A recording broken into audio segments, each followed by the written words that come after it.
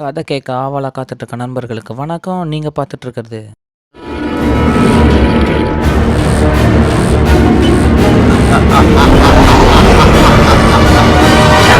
ஒரு கதை சொல்லவா? ஹலோ கைஸ், எல்லாரும் எப்படி இருக்கீங்க? கடைசியாக மார்க் ஆண்டனி அண்ட் கிளியோபாட்ராவோட லவ் ஸ்டோரி சொன்னது நினைக்கிறேன்.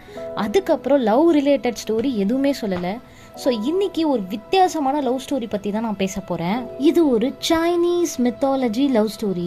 இந்த நாடு விட்டு நாடு லவ் பார்த்துருப்பீங்க, ஸ்டேட் விட்டு ஸ்டேட் லவ் பார்த்துருப்பீங்க, ஏன் ரிலீஜன் விட்டு ரிலீஜன் லவ் கூட பார்த்துருப்பீங்க. ஆனால் ஒரு மனுஷனும் மான்ஸ்டரும் லவ் பண்ணி பார்த்துருக்கீங்களா? இந்த கதையில தான் பார்க்க போகிறோம். வாங்க போகலாம். நீங்கள் பார்த்துட்டு இருக்குது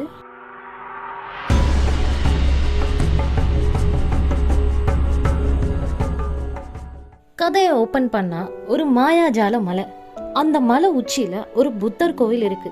அந்த கோயில் முன்னாடி ஒரு வாலிபன் கையில ஒரு பெரிய வாளை வச்சுட்டு நின்னுட்டு இருக்கான். அவன் அப்படியே மேல நிமிர்ந்து பார்க்க அந்த கோயிலை சுத்தி அப்படியே மேகங்கள் சூழுது, இடி இடிக்குது, மின்னல் மின்னுது. மேல மேகத்துல அப்படியே ஒரு புத்தருடைய உருவம் தெரிய அந்த வாலிபன் அதை பார்த்து சிரிச்சுட்டே தன்னோட வாளை உயர்த்துறான். அப்படியே அதை வச்சு அவன் நெஞ்சில குத்திக்கிறான். குத்துன அடுத்த செகண்டே அவன் உடம்புல இருந்து ஒரு ஒளி மேகத்துக்கு போக மேகம் அப்படியே விலகுது. அந்த வாலிபனும் அப்படியே கீழே விழுந்துடுறான். அப்போ திடீர்னு அந்த கோயிலுடைய கதவு திறக்குது.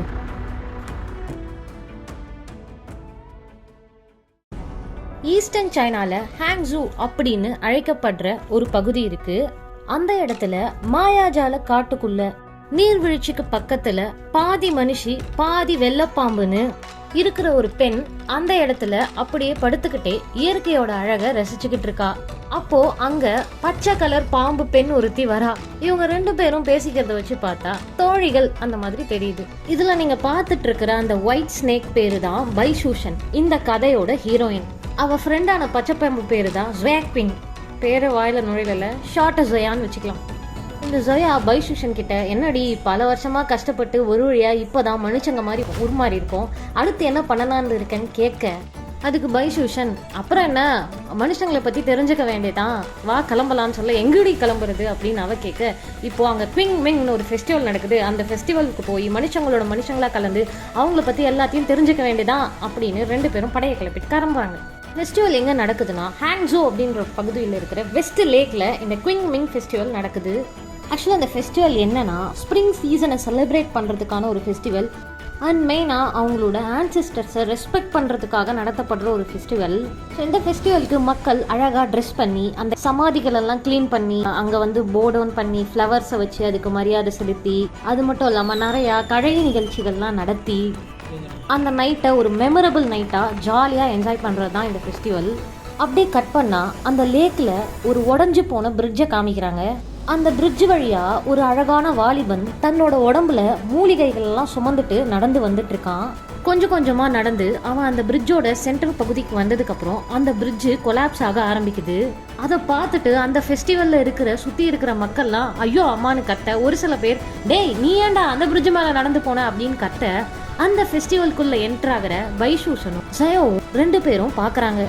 உடனே ஜயோ பைசூஷன் கிட்ட, இந்த மனுஷங்களுக்கெல்லாம் வாழ்கிற ஆசையே இல்லையா, கொடுத்த உசுர அவனுங்களே போக்குற மாதிரி ஏடா கூடமா ஏதாவது பண்ணி மாட்டிக்கிறாங்க, அங்கே பாரு பிரிட்ஜு மேலே நின்று எப்படி ஆடிக்கிட்டு இருக்கான் பாரு, கண்டிப்பாக இவன் சாக தான் போகிறான் அப்படின்னு கிண்டல் பண்ணி சிரிக்கிறா.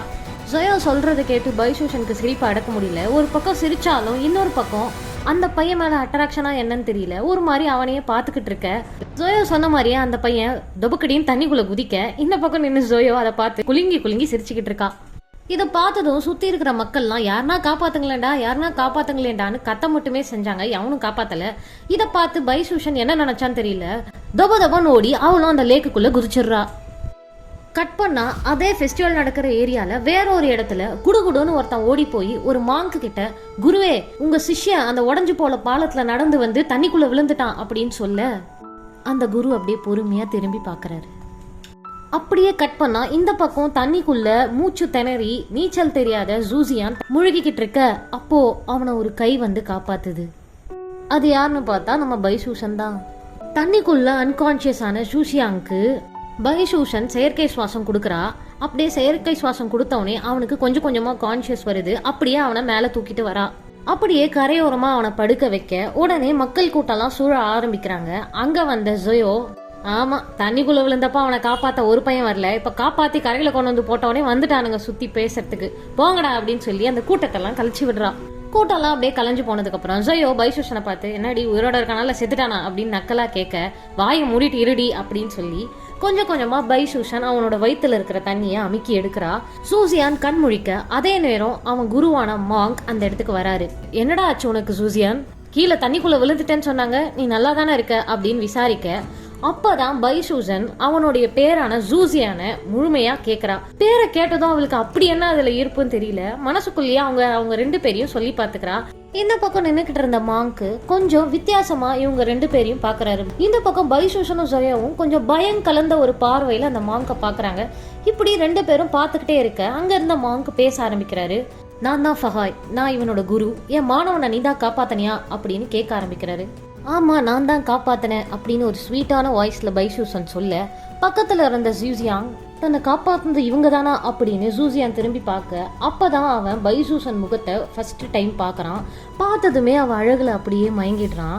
ரெண்டு பேரும் வச்ச கண்ணு வாங்காம அப்படியே பார்த்துக்கிட்டே இருக்க, அதை பார்த்த ஜயோ அவ ஃப்ரெண்டு தோல்ல ஒரு தட்டு தட்டி, புறப்படலாமா பைசூசன் அப்படின்னு ஒரு மாதிரி அசட்டு சிரிப்போட கேட்க, வெக்கப்பட்டுக்கிட்டே அப்படின்னு சொல்லி பைசூசனும் ஜயோவும் நாங்க ரெண்டு பேரும் கிளம்புறோம், எங்களுக்கு நிறைய வேலை இருக்கு அப்படின்னு சிரிச்சுக்கிட்டே அங்கிருந்து போறாங்க. நடந்து போன பைசூசனை அப்படியே வச்ச கண்ணு வாங்காம ஜூசியாங் பார்த்துக்கிட்டு, ஆஹா என்ன ஒரு நளினமான உடல் அமைப்பு அப்படின்னு மனசுக்குள்ளேயே நினைச்சுக்கிறான். இப்படி பார்த்துக்கிட்டே நினைச்சுக்கிட்டே இருக்க பக்கத்துல இருந்த அவனோட குருவான ஃபாஹாய் அவன் மண்டையில ஒரு தட்டு தட்ட, அப்பதான் அவனுக்கு சுய நினைவே வருது. குருவே மன்னிச்சிருங்க உங்க மாணவனை, என்ன விஷயம் சொல்லுங்க அப்படின்னு அவன் கேட்க, ஏண்டா ஒரு வேலை சொன்னா உருப்படியா பண்றியாடா, 4 மூலிகையை பிரிச்சுட்டு வாடான்னு நான் அனுப்புனா அதை பிரிச்சுட்டு வரதுக்குள்ள இவ்வளவு கூத்து பண்ணிருக்க, நீ கிராமத்துல ஏதோ ஒரு பிரச்சனையா, சீக்கிரம் போய் அங்க என்னன்னு பாக்கணும், உடனடியா என் கூட கிளம்பு அப்படின்னு குரு சொல்ல, உடனே அவனும் அந்த குருவும் கீழே இருக்கிற மூலிகை எல்லாம் எடுத்துட்டு அப்படியே அங்க இருந்து கிளம்புறாங்க. கட் பண்ணா இந்த பக்கம் பைசூசனும் ஜயோவும் பேசிக்கிட்டே போயிட்டு இருக்காங்க. ஜயோ பைசூசனை பார்த்து, ஏண்டி ஒரு மான்ஸ்டருக்கு ஒரு மனுஷ பையலை காப்பாத்து இவ்வளவு நேரமா, உள்ள அப்படி என்னடி பண்ணிட்டு இருந்த அப்படின்னு கேட்க, அவளும் நடந்ததெல்லாம் சொல்றா. பைசூசன் சொன்னதை கேட்ட ஜயோ அப்படியே அவளை ஒரு மார்க்கமா பார்க்க, அதுக்கு பைசூசன், என்னடி எதுக்கு என்ன இப்ப அப்படி பாக்குற அப்படின்னு கேக்குறா. உன்னை பார்த்தா காப்பாத்த கிஸ் பண்ண மாதிரி தெரியலையே அப்படின்னு நெக்கலா கேட்க, அதுக்கு பைசூசன், வாயை மூடுடி, அப்படியெல்லாம் எதுவும் இல்லை, நீயா எதனா நினைச்சுக்காத அப்படின்னு அந்த கான்வர்சேஷனை உடனே கட் பண்ணிடுறா. எனிஹவ் அவ காப்பாத்த கிஸ் கொடுத்தாலோ இல்ல ஈர்ப்பல கொடுத்தாலோ எப்படியோ ஒரு கிஸ்ஸை போட்டுட்டா. இங்க இருந்து அப்படியே கட் பண்ணி ஆங்கில மாத்தினா அந்த பக்கம் கிராமத்துல ஏதோ பிரச்சனைன்னு போன ஃபாஹாயும் அவரோட மாணவன் ஜூசியானும் என்னன்னு பார்க்க போயிருக்காங்க. அங்க போய் பார்த்தா அங்க இருக்கிற வில்லேஜர்ஸ்லாம் ஒரு மாதிரி அரண்டு போன மாதிரி சுத்திக்கிட்டு இருக்காங்க. அப்படியே அங்க இருந்த காட்டு பகுதியில தேடி பார்த்தா அங்க வவ்வால் மாதிரியான மான்ஸ்டர்ஸ் இருக்கிறது தெரிய வருது. ஃபாஹாயோ மாங்கா தன்னோட டியூட்டியை பார்க்க ஸ்டார்ட் பண்றாரு. அதாவது அங்க இருக்கிற அந்த வவ்வால் மான்ஸ்டர்களெல்லாம் கட்டுப்படுத்தி சில வவ்வால் மான்ஸ்டர்கள்லாம் அழிச்சிடுறாரு. அதுலயும் ஒரு சில மான்ஸ்டர்கள் தப்பிச்சு போயிடுது. சரி மறுபடியும் இந்த மான்ஸ்டர்ஸ் வந்தா இங்க வந்து பார்த்துக்கலான்னு ஃபாஹாயும் மாணவனும் கிளம்பி போயிடுறாங்க. கட் பண்ணா அப்படியே காட்டு பகுதியில முழு நிலவை பார்த்து மல்லாக்கப்படுத்து பைசூசன் அவனை நினைச்சு கனவு காண்டுகிட்டு இருக்கா. அந்த இடத்துல வந்த ஜயோவோ பைசூசன் பண்ற சேஷ்டைகள் எல்லாம் பார்த்துட்டு, இவன் இப்படி போய்கிட்டு இருக்கா, இது எனக்கு என்னவோ சரியா படல அப்படின்னு தனக்கு தானே மனசுக்குள்ள நினைச்சுக்கிறான். அப்படியே ஸ்வாப் பண்ணா இந்த பக்கம் ஜூசியாங்கும் பைசூசன் மாதிரியே மல்லாக்கப்படுத்து விட்டத்தை பார்த்து சிரிச்சுக்கிட்டு இருக்கான். விட்டத்துல பைசூசன் முகம் வந்துட்டு போறதா நினைச்சு அவனே சிரிச்சுக்கிறான். இப்படியே இந்த நினைவுகளோடையே அந்த இரவு முடியுது. மறுநாள் பொழுது அப்படியே விடியுது.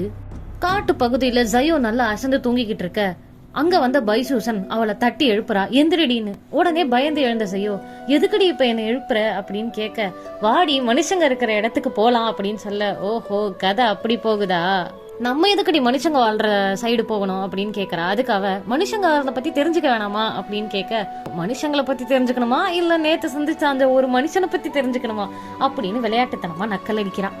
அதை கேட்டதும் பைசூசனுக்கு ஒரே வெக்கம். சரி ரொம்ப வெக்கப்படாத, வா 2 பேரும் போலான்னு 2 பேருமா மனுஷங்க வாழ்ற இடத்துக்கு கிளம்பி போதுங்க. இந்த பக்கம் பார்த்தா ஜூசியாங்கோ அவனோட அன்றாட வேலைகளை பார்த்து கிராமத்துல சுத்திக்கிட்டு இருக்கான். அப்போ சரியா அந்த இடத்துல பைசூசனும் ஜயோவும் வராங்க. ஜூசியாங் ஏதோ வேலையை பார்த்துக்கிட்டு இருக்கான். உடனே ஜயோ, சரி நீ வந்த வேலையை பாரு, நான் போய் என் வேலையை பாக்குறேன்னு நைஸா சிச்சுவேஷனை புரிஞ்சுக்கின்னு கலண்டிக்கிறா. தனியா இருக்கிறதுனால கொஞ்சம் அப்படி வெக்கப்பட்டு தயங்கிக்கிட்டே ஜூசியான் இருக்கிற இடத்துக்கு நடந்து போ. பைசூசன் கிட்ட தயங்கி நடந்து வர்றத முன்னாடியே உணர்ந்த சூசியான் படக்குன்னு திரும்புறான். உடனே பைசூசன், உங்க உடம்பு இப்ப எப்படி இருக்கு அப்படின்னு கேட்டு சமாளிக்கிறா. இப்ப பரவாயில்ல, என்னை காப்பாத்தினதுக்கு ரொம்ப நன்றி. நேத்து குரு இருந்ததுனால உங்ககிட்ட ரொம்ப நேரம் பேச முடியலன்னு சொல்றான். அதுக்கு அவ பரவாயில்ல இருக்கட்டும் அப்படிங்கிறா. இப்போ நீங்க என்ன பண்ணிட்டு இருக்கீங்க அப்படின்னு கேட்க, நான் அப்படியே காட்டுக்குள்ள நடந்து போய் கொஞ்சம் மூலிகை எல்லாம் பெரிக்கலான் இருக்கேன் அப்படின்னோடனே, மூலிகை பெரிக்க நானும் கூட வரலாமா அப்படின்னு பைசூசன் கேட்க, தாராளமா வரலாம், அதனால என்னன்னு 2 பேரும் அப்படியே சிரிச்சுக்கிட்டே பேசிக்கிட்டே போறாங்க. இவங்க 2 பேரும் சிரிச்சுக்கிட்டே பேசிட்டு போறத தூரத்துல இருந்த ஜயோ நோட் பண்ணி பாத்துட்டு இருக்கா. நடத்து, வந்த வேலையை சிறப்பா நடத்திக்கிட்டு இருக்காயா அப்படின்னு பார்த்துட்டு அந்த இடத்த விட்டு போயிடுறா. இவங்க இதே மாதிரி அடிக்கடி சந்திச்சு பேச ஆரம்பிக்கிறாங்க. அந்த சந்திப்பே நாளடைவுல காதலா மாறுது. இவங்க அடிக்கடி சந்திக்கிறதையும் காதலிக்கிறதையும் மாங்கு விடாம நோட் பண்ணிக்கிட்டே வராரு. மக்கள் இப்படியே நகர்ந்து செல்ல அங்க சம்திங் ஏதோ ஒரு ஃபெஸ்டிவல் நடக்குது. அந்த ஃபெஸ்டிவல்ல பைசூசனும் சூசியானும் சந்திச்சு கல்யாண டாபிக்கை பத்தி டிஸ்கஸ் பண்ணிக்கிறாங்க. அன்னைக்கு நைட்டே பைசூசன் தான் ஜூசியான கல்யாணம் பண்ணிக்க போற விஷயத்த தன்னோட தோழியான ஜயோ கிட்ட சொல்றா. அதை கேட்டு ஷாக்கான ஜயோ, என்னடி சொல்ற, நீ ஒரு மான்ஸ்டர், அதை முதல்ல மறந்துட்டியா அப்படின்னு கேக்குறா. அதுக்கப்புறம் ஏதோ அழகா இருக்கான் சிச்சுவேஷன்ஷிப்னு நினைச்சா நீ லைஃப் டைம் கமிட்மெண்ட்டுக்கே பிளான் பண்றியா, விளைவுகள் தெரியாம நீ விபரீதமான முடிவுகள் எடுத்துக்கிட்டு இருக்க, இது உனக்கு நல்லதுக்கு இல்ல அப்படின்னு வார்ன் பண்றா. பைசூசனும் அவளோட முடிவுல இருந்து மாறுற மாதிரி தெரியல. சரி நீ என்னமோ பண்ணு, எனக்கு அங்க மான்ஸ்டர் உலகத்துல இருந்து அழைப்பு வந்திருக்கு, என் ஆள் வேற அங்க இருக்கான், ஏதோ உன் கல்யாணத்தை முடிச்சுட்டு நான் இங்கிருந்து கிளம்புறேன், ஏன்னா நீ பண்றதெல்லாம் பார்த்தா எனக்கு பயமா இருக்குப்பா, எங்க உன் கூட இருந்து அதுல எதனா பிரச்சனை வந்து அந்த பிரச்சனையில சும்மா போற எண்ணெயை பிடிச்சி பாம்பு சூப் போட்டாங்கன்னா ஐயோ. இப்படியே 2 பேருமா பேசிட்டு படுத்து தூங்குறாங்க. விடிஞ்சா கல்யாணம். சைடு மாங்க் இருக்க, பொண்ணு சைடு ஜயோ இருக்க, ஊர் மக்கள் கூடி இருக்க, இவங்க 2 பேரோட கல்யாணம் அமோகமா நடந்து முடியுது. ஜயோ சொன்ன மாதிரியே திருமணம் முடிஞ்சதுக்கு அப்புறம் மாஸ்டர் உலகத்துக்கு வேலையை பார்த்துட்டு கிளம்ப, இந்த பக்கம் மாங்க் அவரோட வேலையை பார்த்துட்டு கிளம்ப, இவங்க 2 பேரும் இவங்களோட இல்லற வாழ்க்கையை தொடங்குறாங்க. ஒரு சாதாரண நாள். சூசியான் எப்பவும் போல வீட்டுல அவனோட வேலையை பார்த்துட்டு இருக்க, அப்போ மாங்கோட சிஷ்யன் ஒருத்தன் ஓடி வரான். ஊர்ல ஒரு பயங்கரமான வியாதி பரவிக்கிட்டு இருக்கு, அதுக்கு மருந்து தயாரிக்கணும், மாங்க் உன்னை கையோட கூட்டிட்டு வர சொல்லாரு, என் கூட வா அப்படின்னு சொல்லிட்டு கையோட சூசியான கூட்டிட்டு போயிடுறான். அன்னைக்கு ஈவினிங் சூசியான் அப்படியே சோகமா வீட்டுக்கு வரான். பைசூசனை என்னாச்சு அப்படின்னு கேட்க இவனும் நடந்ததை சொல்ல ஆரம்பிக்கிறான். அப்படியே ஒரு சின்ன பிளாஷ்பேக். குரு கூப்பிட்டாரேன்னு சொல்லி அவசரமா அங்க போன சூசியான் வில்லேஜ்ல நடக்கிறதெல்லாம் பார்த்து அலண்டு போறான். நோயில மக்கள் ரொம்ப கஷ்டப்படுறத பார்த்து இவனும் மாங்கும் சேர்ந்து மருந்து தயாரிக்க ஆரம்பிக்கிறாங்க. எவ்வளவு முயற்சி பண்ணியும் தற்காலிகமான ஒரு மருந்தை தான் இவங்களால தயாரிக்க முடியுது, நிரந்தர மருந்தை இவங்களால கண்டுபிடிக்க முடியல. நடந்தத வருத்தத்தோட சூசியான் சொல்லிட்டு அப்படியே சாப்பிடாம படுத்து தூங்கிடுறான். இவளும் சோகமா ஏதோ யோசிச்சுட்டே படுத்து தூங்கிடுறா. மறுநாள் சூசியான் வழக்கம் போல காட்டுக்கு மூலிகை பறிக்க புறப்படுறான். இவளும் நானும் கூட வரவா அப்படின்னு கேட்டு அவன் கூட புறப்படுறா. சூசியான் அப்படியே ஏதோ மூலிகையை பார்த்துட்டு இருக்க, இவ ஏதோ சைட்ல இருந்து ஒரு மூலிகையை பறிச்சுட்டு வந்து கொடுக்குறா. சூசியான் இது என்ன மூலிகை அப்படின்னு கேட்க, எங்க ஊர்லயும் இந்த மாதிரி ஒரு நோய் வந்தது, அவங்க இந்த மூலிகையை தான் பயன்படுத்தினாங்க, நீங்க ஏன் இதை ஒரு வாட்டி முயற்சி பண்ணி பார்க்க கூடாது அப்படின்னு சொல்றா.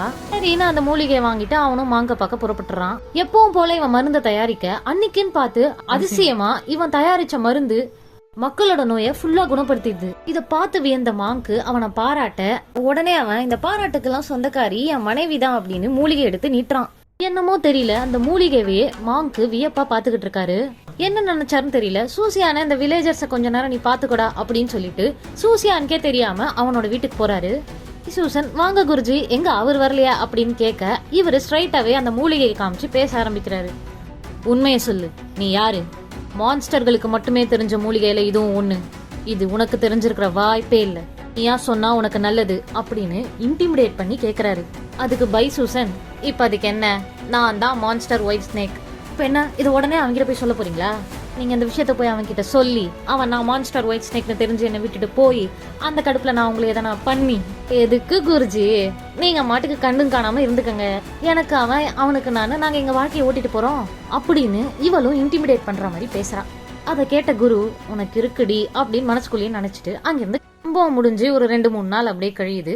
குருஜியும் எதுவும் பண்ணாம அவர் மாட்டுக்கு ஒரு வேலையை பார்த்துட்டு அமைதியா தான் இருக்கிறாரு. விட்டு பிடிக்கிறாரு போல. அடுத்த நாள் டிராகன் ஃபெஸ்டிவல்னு ஒரு ஃபெஸ்டிவல் அங்க கொண்டாடப்படுது. அந்த ஃபெஸ்டிவல்ல மக்கள் எல்லாரும் விதவிதமான சாப்பாடுகள்லாம் சாப்பிட்டு பல வகை பானங்கள் எல்லாம் குடிச்சிட்டு அன்னைக்கு நைட்டை செலிப்ரேட் பண்றாங்க. நம்ம சூசியானும் தான் பொண்டாட்டி பைசூசனுக்காக அரிய வகை ஒயின் ஒன்ன கொண்டு வரான். அப்படியே நிலா வெளிச்சத்துல 2 பேரும் காதலோட பேசிக்கிட்டே அந்த ஒயினை குடிக்க ஸ்டார்ட் பண்றாங்க. குடிச்சுக்கிட்டே 2 பேரும் பேசிக்கிட்டு இருக்க திடீர்னு பைசூசனுக்கு தான் உடம்புல ஏதோ மாற்றம் தெரியற மாதிரி ஃபீல் ஆகுது. அப்படியே அவ யதார்த்தமா கீழே பார்க்க அவளோட 2 காலும் வாளா மாற ஆரம்பிக்குது.